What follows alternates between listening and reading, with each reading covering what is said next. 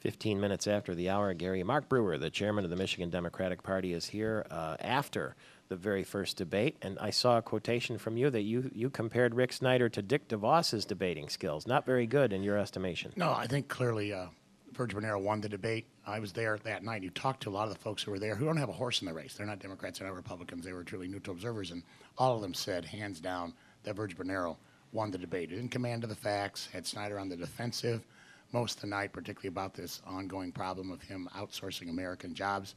So I was very pleased. I thought Virg Bernero did a wonderful job Sunday night. It's interesting how Rick Snyder calls that negative campaigning when Mayor Bernero points out this business of outsourcing jobs to China. He says it's too bad we have to talk about negative things. Well, when you've got no answer, that's what you say, right, Michael Patrick? I mean, we're seeing a real pattern here now with Rick Snyder. First, there's Gateway, where he made an enormous amount of money.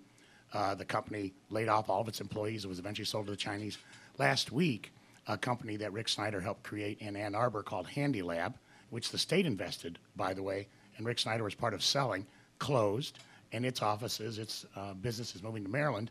And then, of course, as Virg Bernero revealed during the debate, even as he's running for governor, Rick Snyder was opening up a facility in China for one of his businesses. So I think there's a very clear pattern here of somebody who is not interested, really, in investing in Michigan. He likes to make his money, but then the employees, the customers, the shareholders, as the case may be, suffer once he leaves the picture. Is that message resonating with voters, or are people saying, well, you kind of have to diversify in this economy if you're going to succeed? Well, I think it's one thing to diversify, and this is not about being anti-China. We've got elected officials in this state, Bob Ficano, the Wayne County executive, who have gone to China and brought back investment to Michigan from China. Over in Macomb County, where I live, there's a very active exchange with China in terms of bringing Chinese students to Macomb County and bringing Chinese businesses to Michigan. So that's very, very different from the pattern we see with people like Rick Snyder, who seem to be always looking for the next opportunity to make a quick buck for themselves, and again, leaving American workers, American businesses behind in the process.